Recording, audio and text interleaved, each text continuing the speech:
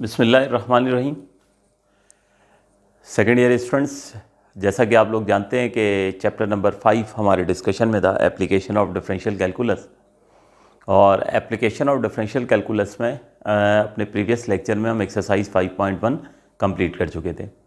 आज हम आगाज़ करने जा रहे हैं एक्सरसाइज 5.2।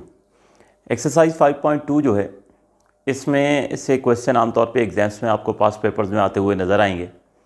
ज़्यादा चांसेस ये होते हैं कि इस एक्सरसाइज का जो भी क्वेश्चन आएगा वो शॉर्ट क्वेश्चन में आएगा। तो इसी तरीके से ये तीनों एक्सरसाइजेज जो हैं इस चैप्टर की, ये बहुत ज़्यादा इंपॉर्टेंट है। 5.1 एक तो कॉन्सेप्ट के लिए बहुत ज़्यादा इंपॉर्टेंट है, वो कॉन्सेप्ट आगे फर्दर भी हम इस्तेमाल करेंगे और MCQs में ज़्यादा चांसेस होते हैं उस कॉन्सेप्ट के आने के। एक्सरसाइज 5.2 जो है ये हमारे पास शॉर्ट क्वेश्चन के लिए इंपॉर्टेंट है, और इसी तरह जब इसके बाद एक्सरसाइज 5.3 करेंगे हम, तो उसके चांसेस ज़्यादा ये होते हैं कि उसमें से क्वेश्चन जो आएगा वो लॉन्ग में आएगा। तो बहरहाल आगाज़ करते हैं। ये एक्सरसाइज जो है, इसमें हम अप्रॉक्सीमेशंस या अप्रॉक्सीमेट वैल्यूज़ मालूम करेंगे bye the help of derivatives. तो यहाँ पर जैसा कि आप देख सकते हो, मैं क्वेश्चन नंबर 2 से आगाज़ कर रहा हूँ। क्वेश्चन नंबर 2 है, calculate an approximate value of cos 46 डिग्री। cos 46 डिग्री की अप्रॉक्सीमेट वैल्यू मालूम करनी है, और वो मालूम करनी है by the help of differential calculus या by the help of derivative. तो देखिए किस तरह से होगा ये सारा सिलसिला। इसमें बुक में आप देखेंगे तो एक ही क्वेश्चन है, क्वेश्चन नंबर 2, लेकिन अगर आप पास पेपर्स देखें तो sin 46 भी एग्जाम्स में आ चुका है। फिर हमारे पास sin 44 डिग्री भी जो है वो एग्जाम्स में आ चुका है। फिर टेंजेंट 46 डिग्री भी एग्जाम्स में आ चुका है। तो कोशिश करते हैं कि हम इस क्वेश्चन नंबर 2 में ज़्यादा से ज़्यादा जो है वो डिस्कशन करें, ज़्यादा से ज़्यादा, ताकि पास पेपर्स के क्वेश्चन भी साथ साथ जो है वो कवर हो जाए। ठीक है, तो ये खाली एक क्वेश्चन नहीं है, तो ये ओरिजिनल क्वेश्चन है क्वेश्चन नंबर 2। फिर हम बाकी जो क्वेश्चंस करेंगे वो 2A, 2B, 2C और 2D, इस तरह से हम उसके पार्ट्स बनाकर जो है वो करेंगे। तो याद रहेगा आपको कि सिमिलर टू क्वेश्चन नंबर 2 है। तो आगाज़ करते हैं हम। यहाँ पे अप्रॉक्सीमेट वैल्यू हमने मालूम करनी है cos 46 डिग्री की, यानी इसका मतलब ये हुआ कि हमारे पास जो है वो मेजर फंक्शन जो है वो cos का है, जिसकी अप्रॉक्सीमेट वैल्यू मालूम करनी। तो इसलिए cos ऑफ x को मैंने y के बराबर सपोज कर लिया, और उसे नाम दे देता हूँ मैं इक्वेशन नंबर 1 का। अब देखिए, कोई भी फंक्शन होता है हमारे पास, जैसे आप लोग लेट से मैट्रिक में ग्राफ ड्रॉ करते थे, तो हमारे पास सपोज़ कीजिए y इक्वल्स टू 2x + 1 है। तो इसमें आप x की वैल्यूज़ पुट करते जाते थे। लेट से आपने x की वैल्यू 0 पुट की, तो x की वैल्यू जब 0 पुट करेंगे तो y आपको जवाब में 1 मिल जाएगा। फिर आपने x की वैल्यू 1 पुट की, तो y की वैल्यू आपको जो है वो 3 मिल जाएगी। तो ये जो x की वैल्यूज़ हैं, ये हम अपनी चॉइस से पुट कर रहे हैं। इसका मतलब क्या हुआ कि ये x की वैल्यूज़ जो हैं ये क्या होती हैं, किसी भी जब हम किसी फंक्शन को ड्रॉ करते हैं तो ये इंडिपेंडेंट वैल्यूज़ कहलाती हैं। ठीक है, इंडिपेंडेंट वेरिएबल होता है ये x, और y हमेशा क्या होता है, डिपेंडेंट वेरिएबल होता है। जैसे जैसे मैं यहाँ पर x की वैल्यू चेंज करता जा रहा हूँ, इंडिपेंडेंट वेरिएबल की वैल्यू में चेंज करता जा रहा हूँ, तो उसके अगेंस्ट डिपेंडेंट वेरिएबल की वैल्यू चेंज होती जा रही है। यानी जैसे जैसे x की वैल्यू चेंज हो रही है, तो उसकी वजह से y की वैल्यू भी चेंज हो रही है। मैंने जब x की वैल्यू 0 यहाँ पुट करके कैलकुलेट किया तो y की वैल्यू 1 आ गई। मैंने जब x की वैल्यू यहाँ पे 1 पुट की तो y की वैल्यू 3 आ गई। अगर मैं x की वैल्यू जो है वो 2 पुट कर देता हूँ, तो ये 2 2 4 और 4 + 1 y की वैल्यू 5 आ जाएगी। इसका मतलब ये हुआ कि ये x की वैल्यूज़ चूँकि मैं अपनी चॉइस से पुट कर रहा हूँ, अपनी मर्ज़ी से पुट कर रहा हूँ, ठीक है, तो ये इंडिपेंडेंट वेरिएबल हो गए, और ये y की वैल्यू क्या हो गई, डिपेंडेंट हो गई। तो इसका मतलब ये हुआ कि जैसे जैसे इंडिपेंडेंट वेरिएबल की वैल्यू चेंज हो रही है, तो वैसे वैसे डिपेंडेंट वेरिएबल की वैल्यू भी चेंज हो रही है। तो यहाँ पर भी ऐसे ही होगा कि हमारे पास मेजर फंक्शन जो है वो cos 46 की वैल्यू मालूम करनी है, तो हमने ये कहा कि cos ऑफ x बराबर है y के। तो जैसे जैसे यहाँ पर इस फंक्शन में x की वैल्यू चेंज होती रहेगी, जैसे जैसे यहाँ पर x की वैल्यू चेंज होती रहेगी, तो उसका असर यकीनन y पर भी पड़ेगा, बिल्कुल उसी तरीके से। तो इस बात को हम यहाँ पर लिख देते हैं कि we no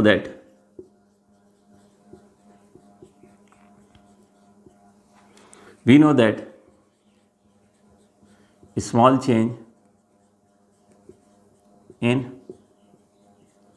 value of x cause a small change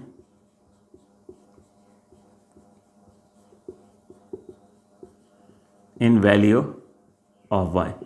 यानी मैंने ये कहा कि जैसे जैसे x की वैल्यू के अंदर चेंज आता रहेगा या स्मॉल चेंज आता रहेगा तो उसका असर y पर भी पड़ेगा। अब यहाँ पर मैंने एक वर्ड इस्तेमाल किया स्मॉल चेंज। तो how to represent the small change. तो देखिए हमारे पास अगर मैं एक यहाँ पर टर्म लिखता हूँ डेल्टा y, मैं यहाँ पर लिखता हूँ डेल्टा x। तो what is delta y and delta x। Delta y means small change in value of x, sorry in value of y, and similarly delta x means a small change in value of x। ठीक है, यानी x के अंदर होने वाला small change जो है वो हम मैथमेटिकली डिफरेंशियल कैलकुलस में इस चैप्टर में कैसे रिप्रेजेंट करेंगे डेल्टा x से, और y के अंदर होने वाला स्मॉल चेंज कैसे रिप्रेजेंट होगा डेल्टा y से। तो हमें ये कहा गया कि cos 46 डिग्री की वैल्यू मालूम करें, तो मैंने cos फंक्शन को जो है वो y के बराबर सपोज कर लिया और उसके बाद ये कहा कि जैसे जैसे इस x की वैल्यू के अंदर चेंज आता जाएगा तो यकीनन y में भी उसका असर नज़र आएगा। तो x की वैल्यू के अंदर जो चेंज आएगा उसको तो हम रिप्रेजेंट करेंगे डेल्टा x से। Small change in value of x can be represented by delta x, and similarly small change in value of y can be represented by delta y। तो यहाँ पर अब मैं किस तरह से इसको फिर मैथमेटिकली लिखूँगा, इसको मैं लिखूँगा कॉस x की वैल्यू के अंदर चेंज आ रहा है, यानी ये x था हमारे पास, एंगल था, इसमें आ गया स्मॉल चेंज। तो इससे क्या होगा कि y की वैल्यू में भी जो है वो फ़र्क पड़ेगा, यानी अब वो सिर्फ y नहीं रहेगा बल्कि y प्लस डेल्टा y हो जाएगा। इसको हम नाम दे देते हैं इक्वेशन नंबर 2 का। तो सबसे पहले हमें ये कहा गया कि cos 46 डिग्री की वैल्यू मालूम करें, तो मेजर फंक्शन हमारा cos का हो गया। और फिर हमने ये कहा कि यकीनन ये x जो है ये इंडिपेंडेंट वेरिएबल है, और इंडिपेंडेंट वेरिएबल की वैल्यू जैसे जैसे चेंज होती जाती है तो उसका असर y पर भी पड़ता है। अगर वो चेंज जाहिर सी बात है बड़ा चेंज होगा तो y पे भी बड़ा चेंज आएगा। अगर x की वैल्यू के अंदर माइनर से चेंज आएगा, स्मॉल चेंज आएगा, तो उसका असर y पर भी पड़ेगा। तो small change can be represented by delta x। ठीक है, तो x के अंदर जो चेंज आएगा उसको रिप्रेजेंट कर दिया डेल्टा x से, और तो यकीनन उसका असर फिर y पर भी पड़ेगा, तो हो जाएगा delta y plus delta y। अब ये इक्वेशन है हमारे पास, इसके ऊपर हमने फोकस करना है और इस पूरी इक्वेशन को हमने ट्रांसफॉर्म कर देना है। इस इक्वेशन में हमें y और डेल्टा y नज़र नहीं आना चाहिए, हम इस इक्वेशन को x और डेल्टा x में कन्वर्ट कर देंगे। तो यहाँ तो ऑलरेडी लेफ्ट हैंड साइड पर x और डेल्टा x मौजूद है, हम इस तरह से वर्किंग करेंगे कि y और डेल्टा y रिप्लेस कर दें और यहाँ पर भी जो है वो x और डेल्टा x किसी तरीके से नज़र आ जाए। तो करना ये होगा कि सबसे पहले ये जो y है इस y को हम रिप्लेस करेंगे cos x से।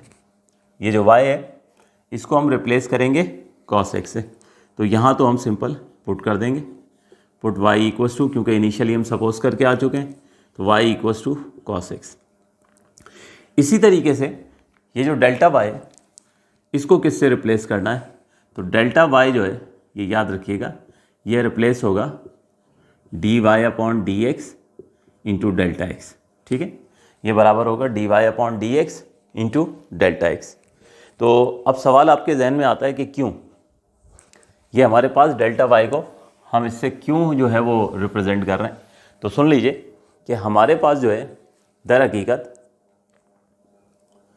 dy अपॉन डी एक्स जो है ये इक्वल होता है delta y over delta x। तो यहाँ से अगर आप डेल्टा y की वैल्यू निकालेंगे तो क्या बन जाएगी, ठीक है ना, डेल्टा x को उधर क्रॉस मल्टीप्लाई करके ले जाना होगा। तो मैं यहाँ पे y को तो जो हमारी इनिशियल सपोजिशन है cos x से जो है वो रिप्लेस कर दूंगा, और ये जो डेल्टा y है इसको मैं रिप्लेस करूँगा dy upon d x into delta x.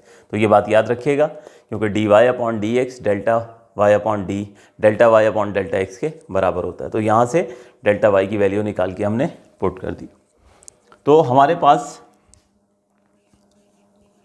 Cos of x plus delta x जो है ये हो गया अब y जो है हमारे पास उसकी वैल्यू हो गई cos x, उसके बाद प्लस की साइन आई, डेल्टा y हमारे पास आ गया dy upon d x into delta x. ठीक है, अब आप देखें मैंने आपसे कहा कि बेसिकली वर्किंग करना है हमें इक्वेशन नंबर 2 पे, और इस तरह से वर्किंग करनी है कि इक्वेशन नंबर 2 में x और डेल्टा x के अलावा कुछ नज़र ना आए, यानी y का कंप्लीट हम खात्मा चाहते हैं। तो यहाँ x और डेल्टा x मौजूद है, कोई प्रॉब्लम नहीं है, यहाँ पर x आ गया, यहाँ पर डेल्टा x आ गया, अभी सिर्फ यहाँ पे एक जगह y नज़र आ रहा है। तो ये y भी अगर किसी तरह से एलिमिनेट हो जाए तो फिर हम इस काबिल हो सकते हैं कि हम यहाँ पर जो है आसानी के साथ इस प्रॉब्लम को कंप्लीट कर लेंगे। तो करना क्या है, और करके मैं यहाँ पे एक स्टेप करने जा रहा हूँ। ये हमारे पास cos of x plus delta x equals to, देखिए ये cos x रहेगा एज इट इज। ठीक है, उसके बाद ये जो d y upon d x है इसे हम लिख सकते हैं ना d upon d x of y. ठीक है, इसे हम लिख सकते हैं d upon d x of y, एक ही बात है, इंटू डेल्टा एक्स हो गया। अब देखिए y की वैल्यू तो इनिशियल सा पोजीशन थी ना हमारे पास, किसके बराबर है, y इक्वल है cos x के। तो यहाँ पे हमने करना क्या है कि y की जगह हमने cos x जो है वो पुट कर देना है। यहाँ पर चलिए लिख देते हैं हम कि put y equals to cos of x। तो y की वैल्यू हमने यहाँ पर cos ऑफ x जो है वो पुट कर देनी है। तो हमारे पास cos of x plus delta x ये इक्वल हो जाएगा सबसे पहले cos x के, उसके बाद कर्ली ब्रैकेट में आ जाए तो d upon d x of y, तो y की वैल्यू cos x जो इनिशियल सपोजिशन थी वो हम यहाँ पे पुट कर देते हैं, तो ये डेरिवेटिव ऑफ cos x बन जाएगा, और उसके बाद ये आ गया हमारे पास डेल्टा x। और लीजिए फाइनली समझें कि हमारे पास cos of x plus delta x, ये सबसे पहले आ गया cos x प्लस की साइन आई, cos का डेरिवेटिव हम जानते हैं ये होता है minus sine x into delta x। Next step में cos of x plus delta x is equals to cos x, ये प्लस माइनस माइनस हो गया, ये हो गया sine x into delta x। इसको नाम दे देते हैं हम इक्वेशन नंबर 3 का।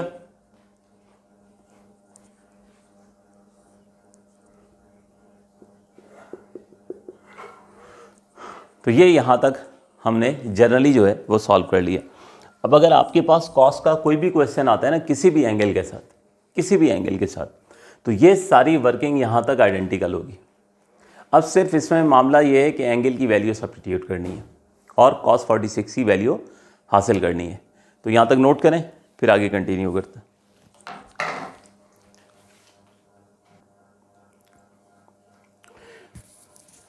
जी, तो यहाँ तक हमारे पास जो है अब समझ लीजिए कि cos 44 डिग्री आ जाए। ठीक है, हमारे पास जो है वो cos 47 डिग्री आ जाए। आई थिंक cos 47 डिग्री भी एग्जाम्स में आ चुका है। तो किसी भी तरह का cos का आ जाए तो आपने यहाँ तक स्टेप्स करने हैं। तो एक दफ़ा दोबारा से ये देख लीजिए। वैसे अभी तो हम 4 to 5 क्वेश्चंस करेंगे तो ये बात बहुत अच्छे से समझ में आ जाएगी। बहुत ही आसान से क्वेश्चन है और इस एक्सरसाइज से एक पार्ट जो है वो एग्जाम्स में 100% आना है। तो cos 46 की वैल्यू मालूम करने के लिए कहा गया, तो हमने मेजर फंक्शन cos का हो गया जिससे हमने y के बराबर मान लिया। फिर हमने ये कहा कि किसी भी फंक्शन में अगर इंडिपेंडेंट वेरिएबल में अगर माइनर सा भी चेंज आ जाता है तो यकीनन डिपेंडेंट वेरिएबल पे भी उसका असर पड़ता है। तो इस बात को हमने यहाँ पे लिखा कि we know that small change in value of x cause a small change in value of y। तो इसमें स्मॉल चेंज इन x को कैसे रिप्रेजेंट करते हैं, डेल्टा x से। तो अगर x की वैल्यू के अंदर स्मॉल चेंज आया तो y पर भी असर पड़ेगा, वो हो जाएगा y प्लस डेल्टा y। इसे हमने नाम दे दिया इक्वेशन नंबर 2 का। अब ये इक्वेशन नंबर 2 पे वर्किंग करनी है, और किस तरह से वर्किंग करनी है कि ये इस इक्वेशन में टोटल जो है वो x और डेल्टा x नज़र आए, तो y और डेल्टा y को रिप्लेस करना था। तो y तो रिप्लेस होगा हमारी इनिशियल सपोजिशन से, y को तो हमने खुद कहा है कि cos x के बराबर है, तो y की वैल्यू हमने पुट कर देनी है cos x। इसी तरह डेल्टा वाई के लिए याद रखिएगा कि d y upon d x delta y over delta x के बराबर होता है। तो यहाँ से अगर डेल्टा वाई की वैल्यू निकालेंगे तो डेल्टा एक्स को उधर क्रॉस मल्टीप्लाई करके ले जाना होगा। तो डेल्टा वाई हो जाएगा d y upon d x into delta x. अब उसके बाद हमारे पास जो है एक वाई अभी भी हमें नज़र आ रहा था। मज़ीद क्लियर करने के लिए इस d y upon d x को मैंने d upon d x of y लिख दिया, ताकि आपको नज़र आ जाए कि एक दफ़ा फिर यहाँ पे वाई की वैल्यू पुट करनी है और वाई की वैल्यू हमारी इनिशियल सपोजिशन है। तो इस वाई की जगह हमने कॉस एक्स पुट किया, तो ये बन गया डेरिवेटिव ऑफ कॉस एक्स, और डेरिवेटिव ऑफ कॉस एक्स होता है माइनस साइन एक्स। और इस तरह से हमारे पास जो है आप देख सकते हो कि इक्वेशन नंबर 2 जो है ये कन्वर्ट होकर बिल्कुल एक ऐसी फॉर्म में आ गई है जिसमें एक्स और डेल्टा एक्स के अलावा कोई तीसरी चीज़ आपको जो है वो नज़र नहीं आ रही। अब सिर्फ हमें करना ये है कि यहाँ पर एक्स और डेल्टा एक्स की वैल्यू मालूम करनी है, एक्स और डेल्टा एक्स की वैल्यू पुट करनी है, और वो पुट करने से हमें cos 46 डिग्री की वैल्यू मिल जाएगी। तो अब ज़रा इसको समझ लीजिए कि एक्स और डेल्टा एक्स की क्या वैल्यू पुट होगी, जिससे हम जो है ये सोल्यूशन की तरफ जाएंगे। देखिए हमारे पास एंगल जो है वो गिवन है 46 डिग्री। तो जब भी किसी एंगल पर आपको अप्रॉक्सीमेट वैल्यू मालूम करने के लिए कहा जाएगा, तो आप उस एंगल के करीब तरीन मेजर एंगल का सहारा लेंगे। तो करीब तरीन मेजर एंगल 46 डिग्री के 45 डिग्री है। तो 46 डिग्री को आप लिखोगे 45 डिग्री प्लस 1 डिग्री, ठीक है। तो इसमें ये हमारे पास 45 डिग्री ये मेजर वैल्यू है, तो ये बनेगी एक्स की वैल्यू, और ये 1 डिग्री जो है ये माइनर वैल्यू है, ये छोटी वैल्यू है, ठीक है, ये स्मॉल वैल्यू है। तो इसको हम रिप्रेजेंट करेंगे डेल्टा एक्स से। इसी तरीके से अगर हमें लेट से 47 डिग्री की वैल्यू मालूम करने के लिए कह रहे हैं, तो एक बार फिर करीब तरीन एंगल का ही सहारा लेंगे, ठीक है ना। तो 47 के करीब तरीन मेजर एंगल जो है वो 45 डिग्री है। तो 45 डिग्री प्लस 2 डिग्री में ब्रेक करेंगे, तो उस प्रॉब्लम में फिर x हमारे पास जो है 45 डिग्री हो जाएगा और डेल्टा x हमारे पास 2 डिग्री हो जाएगा। इसी तरह फिर आगे भी हम इसको जो है वो सॉल्व करेंगे। तो हम यहाँ पे इसमें अब x की वैल्यू जो है वो सब्स्टिट्यूट करेंगे। Put x is equals to 45 degree and delta x equals to 1 degree, ठीक हो गया। तो अब हम लेफ्ट हैंड साइड पर सबसे पहले ये देखिए ये यहाँ पर वैल्यू पुट करेंगे। तो हमारे पास ये हो जाएगा cos of 45 degree plus 1 degree. तो अगले स्टेप में आप देख सकते हैं कि ये आपका क्वेश्चन बन जाएगा, यानी कॉस ऑफ 46 डिग्री जो है वो बन जाएगा, जो कि आपकी रिक्वायरमेंट थी, ठीक है। अब हम पुट करते हैं राइट हैंड साइड पर, और यहाँ ज़रा तवज्जो रखिएगा, एक बहुत कॉमन मिस्टेक जो आप लोग करते हो उसकी तरफ मैं यहाँ पर जो है वो इशारा करूँगा। तो देखिए सबसे पहले अब यहाँ पर आ जाएं, तो यहाँ हमने x की वैल्यू पुट करनी है 45 डिग्री। तो ये हमारे पास हो गया cos 45 डिग्री, माइनस की साइन आ गई। फिर हमने यहाँ पे x की वैल्यू मालूम करनी है, पुट करनी है, तो ये हो गया साइन 45 डिग्री। अब आ गया डेल्टा x। डेल्टा x की जगह आप लोग करते ये हो कि यहाँ पर 1 डिग्री पुट कर देते हो, और जिससे हो जाती है बहुत बड़ी मिस्टेक। देखिए हमने चैप्टर नंबर 9 जब फर्स्ट ईयर का पढ़ा था, तो हमने 2 यूनिट्स पढ़ी थी एंगल की, एक था डिग्री मेजर और एक था रेडियन मेजर। लेकिन आपको याद होगा कि जब हम वो आर्क लेंथ के प्रॉब्लम किया करते थे, s is equals to r theta के प्रॉब्लम किया करते थे, तो वहाँ पर थीटा की वैल्यू जब भी हमें सब्स्टिट्यूट करनी होती थी, तो हमने ये सीखा था कि वो थीटा की वैल्यू किस में होनी चाहिए, रेडियन में होनी चाहिए। तो ये उसूल हमेशा के लिए है कि अगर किसी भी फार्मूले में, दुनिया का कोई भी फार्मूला है, आप उसमें थीटा की वैल्यू पुट करने जा रहे हैं, आप उसमें एंगल की वैल्यू पुट करने जा रहे हैं, तो एंगल हमेशा किस में होना चाहिए, रेडियन में होना चाहिए। तो यहाँ तो हमारे पास 45 डिग्री है, ठीक है, इट्स ओके, एक्सेप्टेबल है। लेकिन अगर आप यहाँ डेल्टा एक्स की जगह 1 डिग्री रख देंगे तो ये गलत हो जाएगा। तो फिर क्या होना चाहिए, this 1 degree will be in radian, इसको रेडियन में होना चाहिए। तो कैलकुलेटर से आप कन्वर्ट कर सकते हो, फर्स्ट ईयर में आपने कन्वर्ट करना जो है वो सीखा है हमेशा। लेकिन मैं ये कहता हूँ कि इसको याद कर लें तो बहुत आसान है। आपको याद होगा फर्स्ट ईयर में भी शायद हमने इसको मेमोराइज़ किया था। तो 1 डिग्री जो होता है ये होता है 0.01745 रेडियन के। तो अगर ये वैल्यू आप मेमोराइज़ कर लें तो ज़्यादा बेहतर हो जाएगा, ठीक है। तो यहाँ तो x की जगह 45 डिग्री पुट कर दें, कोई फ़र्क नहीं पड़ेगा, क्योंकि रेडियन में π/4 होता है, वो भी लिख देंगे। तो cos π/4 की वैल्यू वही आनी है जो साइन cos 45 की आनी है, उसमें तो कोई फ़र्क नहीं पड़ता। लेकिन यहाँ फ़र्क पड़ जाएगा, तो यहाँ मैं इसीलिए इसको रेड कलर से लिख रहा हूँ, ठीक है। तो यहाँ पर डेल्टा एक्स की जो वैल्यू आएगी वो क्या आएगी, 0.01745, ठीक है। तो एक बात की केयर कीजिएगा कि यहाँ डेल्टा एक्स की जगह 1 डिग्री पुट करेंगे, ताकि क्वेश्चन बने ना 45 डिग्री प्लस 1 डिग्री, तो वो 46 डिग्री बन जाएगा। और यहाँ पे चूँकि राइट हैंड साइड कैलकुलेशन है, तो इसलिए डेल्टा एक्स की वैल्यू रेडियन में होनी चाहिए। तो अब हम cos 45 की वैल्यू, sin 45 की वैल्यू पुट करते हैं, तो 1/√2 होती है, ठीक है, इसकी वैल्यू cos 45 की भी और sin 45 की भी, माइनस 1/2 इंटू 0.01745। बस अब इसके बाद जो है आप लोगों ने करना ये है कि सिंपली इसकी जो है वो कैलकुलेशन जो है वो करनी है, और cos 46 डिग्री की वैल्यू आपको जो है वो मिल जाएगी, ठीक है। तो आप लोग इसको नोट करें, मैं जब तक ये वैल्यूज़ कंप्लीट कर देता हूँ।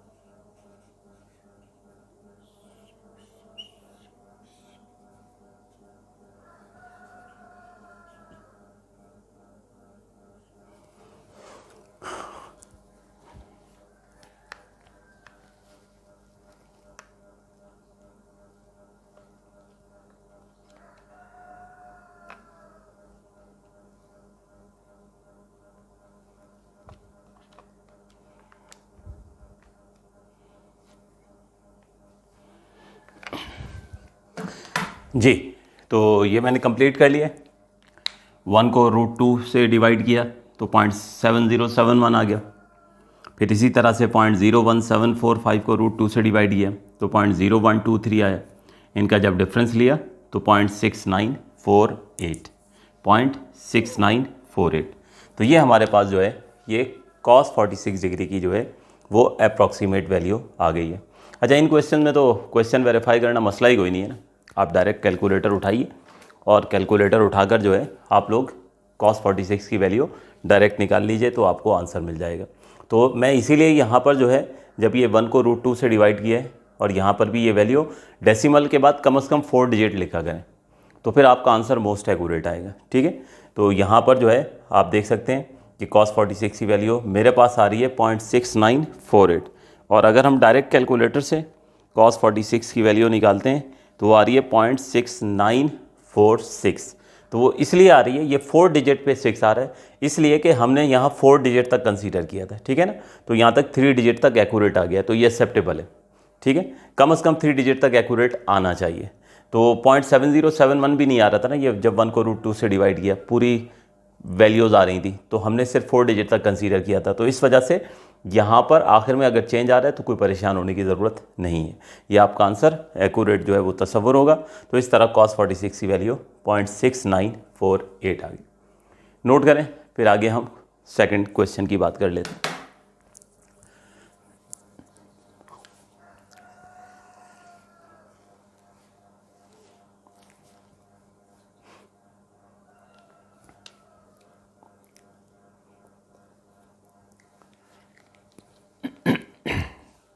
जी, तो अब क्वेश्चन नंबर 2 था हमारे पास cos 46 डिग्री। इसमें हमारे पास एग्जाम्स में cos 47 डिग्री भी आ चुका है। ठीक है, तो आप लोग तो पूरा नोट कीजिएगा, मेरे पास यहाँ पर इनिशियल वर्किंग हुई भी है। तो अब cos का कोई भी क्वेश्चन आ गया ना, तो यहाँ तक जो है cos x plus delta x equals to cos x minus sine x into delta x, इसने एज इट इज होना है। ठीक, तो अब यहाँ पर देखिए, अगर हमें cos 47 डिग्री की वैल्यू जो है वो मालूम करने के लिए कहते हैं, cos 47 डिग्री की वैल्यू मालूम करने के लिए कहते हैं, तो मैंने अभी पहले भी बताया था कि 47 के करीब तरीन मेजर एंगल तो 45 डिग्री ही है। तो इसका मतलब ये हुआ कि 47 डिग्री को किस तरह से स्प्लिट करेंगे, 45 डिग्री प्लस 2 डिग्री। ठीक है, तो मेजर वैल्यू x की वो तो हो गई 45 डिग्री और डेल्टा x हो जाएगा 2 डिग्री। अब 2 डिग्री को रेडियन में कन्वर्ट करना है, ठीक है ना। 2 डिग्री को अगर रेडियन में कन्वर्ट करना है तो 2 को मल्टीप्लाई कर लेंगे ना 0.01745, ये वैल्यू याद रखें। ये 1 डिग्री कितने रेडियन के बराबर है, ये वैल्यू याद रखें। तो अब हमें चूँकि इस वक्त इस क्वेश्चन में 2 डिग्री आ गया है, तो हम क्या करेंगे कि 0.01745 इसको मल्टीप्लाई बाय 2 कर देंगे, तो ये 0.0349 रेडियन हो जाएगा। ठीक हो गया, तो अब ये वैल्यूज़ बस पुट करते हैं और पुट करके आप लोग कैलकुलेट कर लोगे तो आपको cos ऑफ 47 डिग्री की वैल्यू जो है वो मिल जाएगी। ठीक है, तो लेफ्ट हैंड साइड पर डेल्टा एक्स की वैल्यू और डिग्री वाली ही पुट करनी है, क्योंकि लेफ्ट हैंड साइड पर हमारा क्वेश्चन होता है। राइट हैंड साइड पर डिग्री जो है वो नहीं पुट करेंगे, वो रेडियन में पुट करेंगे, तो इस तरह आपको सोल्यूशन जो है वो मिल जाएगा। तो हमारे पास ये हो जाएगा 45 degree plus 2 degree equals to cos 45 degree minus sine 45 degree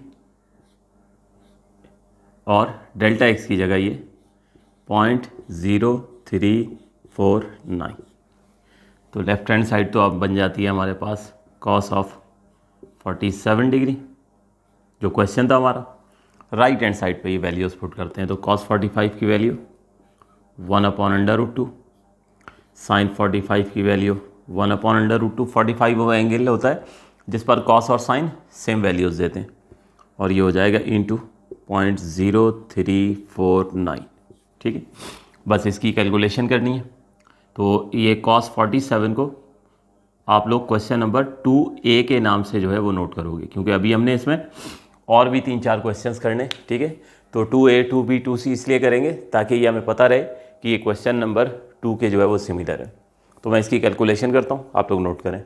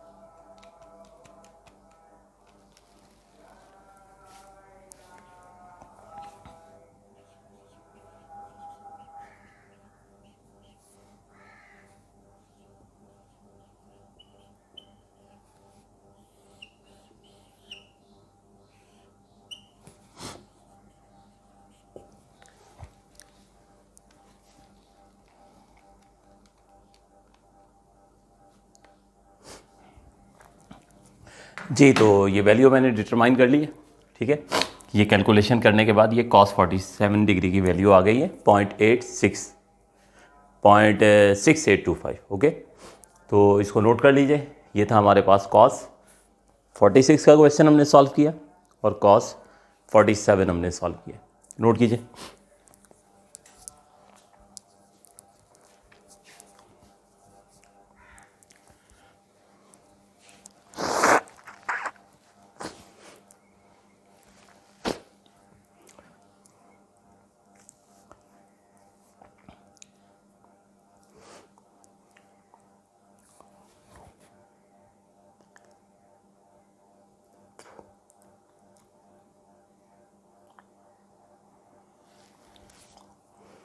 अब क्वेश्चन नंबर 2A के बाद अब हम क्वेश्चन सॉल्व करेंगे question number 2B। Question number 2B, इसमें हम 47 के बजाय इसको 44 डिग्री कर लेते हैं, ठीक है। cos 44 डिग्री की वैल्यू मालूम करनी है, तो एक बार फिर हमारे पास जो है वो मेजर फंक्शन cos का ही है। बिल्कुल 100% सारे सेम स्टेप्स होंगे। x की वैल्यू के अंदर अगर स्मॉल चेंज आएगा तो उसका असर y पर भी पड़ेगा, यानी अगर ये cos x plus delta x हो जाएगा तो right hand side y plus delta y हो जाएगी। तो अब y और डेल्टा y को रिप्लेस करना होता है, तो y को तो हम रिप्लेस कर देते हैं अपनी इनिशियल सपोजिशन से cos x से। डेल्टा y जो है वो रिप्रेजेंट करेंगे dy/dx इंटू डेल्टा x से। किसी वक्त क्लास में इसका फिर रीज़न जो है वो हम डिस्कस कर लेंगे। अभी फ़िलहाल आपने क्वेश्चंस पे वर्किंग करनी है, तो डेल्टा y को आप रिप्लेस करेंगे dy/dx इंटू डेल्टा x। तो ये डेल्टा y को मैंने रिप्लेस कर दिया। अब dy/dx को मज़ीद क्लियर करने के लिए आपकी सहूलत के लिए अलहदा करके लिख दिया कि dy/dx का मतलब डेरिवेटिव ऑफ y है। तो y तो हम खुद सपोज करके आ चुके हैं ना कि cos x के बराबर है, तो y की वैल्यू हमने दोबारा यहाँ cos x जब पुट की तो ये डेरिवेटिव ऑफ cos बन गया जो माइनस साइन x है। तो इस तरह से ये इक्वेशन नंबर 3 अब आप देख सकते हैं मुकम्मल तौर पर इसमें या तो x आ रहा है या डेल्टा x आ रहा है। तो बस अब करेंगे क्या हम यहाँ पे कि x और डेल्टा x की वैल्यू पुट करेंगे। अब 46 डिग्री के लिए हमने क्या किया कि हमने 45 डिग्री प्लस 1 डिग्री में स्प्लिट किया था, ठीक है। करीब तरीन मेजर एंगल में हम ब्रेक करते हैं। बिल्कुल इसी तरीके से जब 47 डिग्री हमने 2A जो है वो सॉल्व किया तो 45 डिग्री प्लस 2 डिग्री में ब्रेक किया। अब 44 डिग्री का मामला आ गया, तो कैसे ब्रेक करेंगे, तो इसको हम ब्रेक करेंगे 45 डिग्री, करीब तरीन मेजर एंगल तो 45 ही है, प्लस और यहाँ आ जाएगा -1 डिग्री। तो इसको जब आप सॉल्व करें 45 डिग्री -1 डिग्री वापस क्या बन जाएगा, 44 डिग्री बन जाएगा। तो ये मेजर वैल्यू बनेगी 45 डिग्री जिसे हम x से रिप्रेजेंट करेंगे, और अब की बार डेल्टा x क्या हो जाएगा, ये -1 डिग्री के बराबर हो जाएगा, ठीक है। डेल्टा x हो जाएगा -1 डिग्री के बराबर। तो x की वैल्यू हमने 45 डिग्री पुट करनी है और डेल्टा x की वैल्यू -1 डिग्री पुट करनी है। तो राइट हैंड साइड पे डेल्टा x की वैल्यू रेडियन में होगी, तो हमारे पास माइनस तो ये वाला एस्टेज आ गया, 1 डिग्री होता है 0.01745 रेडियन के इक्वल, ठीक। तो बस अब ये वैल्यूज़ पुट करेंगे और जस्ट कैलकुलेट करेंगे तो आंसर मिल जाएगा। तो हमारे पास देखिए लेफ़्ट हैंड साइड पर तो 45 डिग्री, ठीक है, प्लस -1 डिग्री बनेगा, यानी लेफ़्ट हैंड साइड हमारे पास बनेगी cos ऑफ 45 डिग्री -1 डिग्री, यानी cos ऑफ 44 डिग्री, ठीक है। क्वेश्चन बन गया। राइट हैंड साइड पे इसी तरह से वैल्यूज़ हम पुट करते हैं, तो cos of 45 degree minus sine of 45 degree ये आ गया, और ये डेल्टा x की जगह हमारे पास अब -1 डिग्री नहीं बल्कि ये वैल्यू पुट करनी होगी, तो -0.01745 रेडियन। तो cos 45 डिग्री की वैल्यू 1/√2 है, माइनस साइन 45 की वैल्यू 1/√2 है, ठीक है। और बल्कि इसी स्टेप में ही आप ये माइनस माइनस प्लस कर दीजिए, ठीक है, और ये आ गया 0.01745, ठीक। तो बस अब मैं यहीं छोड़ रहा हूँ इसको, आप आगे फर्दर कैलकुलेशन कर लीजिएगा, तो आपको cos 44 डिग्री की वैल्यू जो है वो मिल जाएगी। तो आप लोग इसको कंप्लीट कर लीजिएगा इंशाल्लाह। जब हम नेक्स्ट लेक्चर में कंटिन्यू करेंगे तो अभी ये ट्रिग्नोमेट्रिक फंक्शन की अप्रॉक्सीमेट वैल्यू, इस टॉपिक को अभी हम कंप्लीट नहीं कर रहे हैं। मज़ीद क्वेश्चन हम सॉल्व करेंगे। बहुत इंपॉर्टेंट एक्सरसाइज होती है, इसमें से एक क्वेश्चन एग्जाम में चूँकि मस्ट आ रहा होता है, तो इसलिए हम हर क्वेश्चन पे थोड़ा डिटेल से वर्क करेंगे और कोशिश ये करेंगे कि पास्ट पेपर्स में जिन जिन चेंजेस के साथ क्वेश्चन आ चुका है उसको भी हम कवर अप कर लें। तो बुक में आपने देखा सिर्फ क्वेश्चन नंबर 2 हमारे पास cos 46 डिग्री की वैल्यू मालूम करनी है, ठीक है। तो cos में ही हमने तीनों कर ली हैं, 46 डिग्री भी हो गया, 47 डिग्री भी हो गया और ये 44 डिग्री भी हो गया, ठीक है। तो इसको अच्छे से प्रैक्टिस कीजिएगा। नेक्स्ट लेक्चर में कंटिन्यू करते हैं। Thank you ji.